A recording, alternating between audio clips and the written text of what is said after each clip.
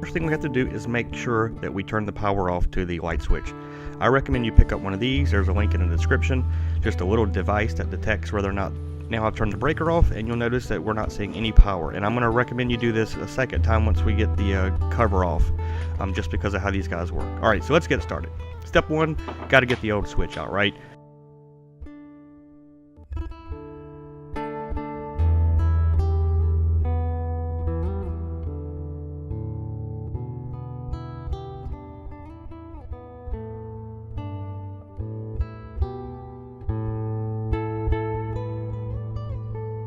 Out.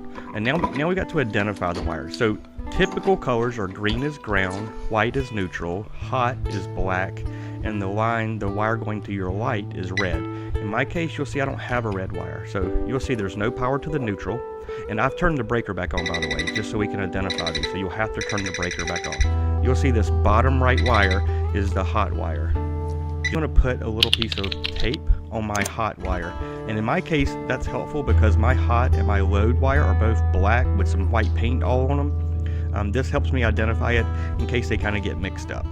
Alright, now we know what the wires are. Let's actually install the switch.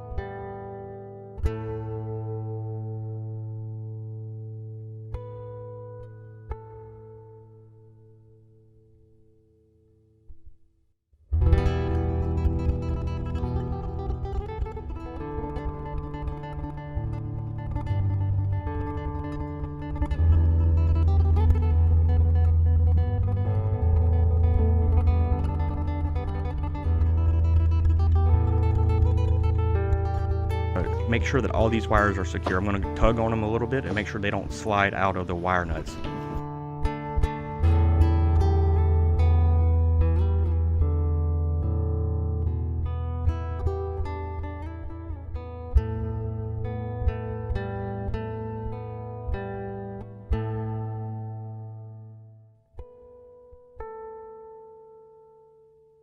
So right now we actually have a working switch, but the switch is much more powerful if we actually install the app. So you can either scan the barcode with your barcode scanning app like I did, or I'm going to post a link in the description on where to get the app. You also see the name of it. You can just search for that, whether you're on an Apple or Android device. And once you get the app installed, you're going to have to register, at least the first time, you have to register for an account. So you'll see same stuff you're used to having to do, put in your email address, create a password, walk through all those steps.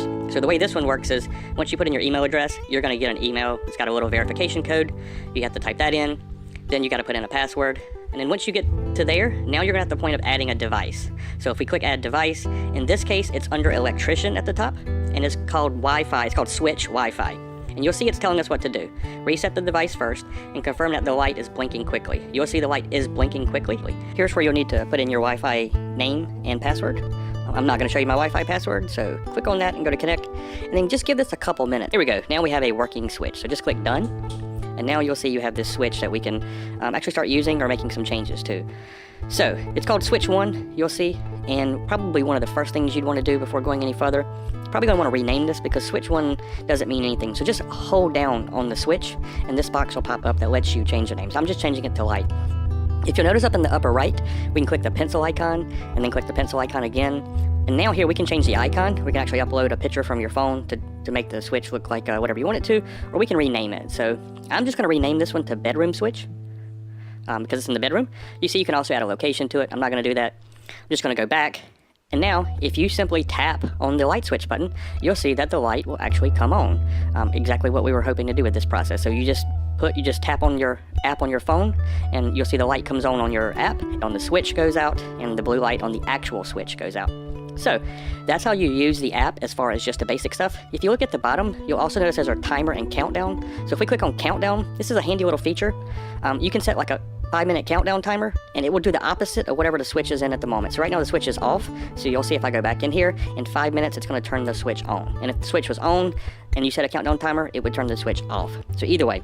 The other one you see says timer. So if you click timer, we can actually add timers or schedules in here. So the example I have is, let's say you have to wake up at 6:30 in the morning. This is my bedroom light, so I can set a schedule so that every morning at 6:30, Monday through Friday, my bedroom light will actually come on. You see, you can even get a notification on your phone if you wanted to. I'm not going to do that, and you can choose whether the light comes on or off. So I have a timer so that at 6:30 in the morning, my bedroom light will come on, help me wake up in the morning. I can also add a second one. So hypothetically, let's say it only takes me 20 minutes to get ready in the morning, but I frequently like to leave the light on or accidentally leave my bedroom light on. I can have my bedroom light turn off at 7 o'clock, assuming that I'm on my way to work by then. So you can play around with this. Obviously, you understand all the different things you can do. So 7 o'clock, my light's going to turn off. 6:30, my light turns on. That makes sure that when I leave for the day, I don't accidentally leave my lights on. Although you could use this app to control them anyway.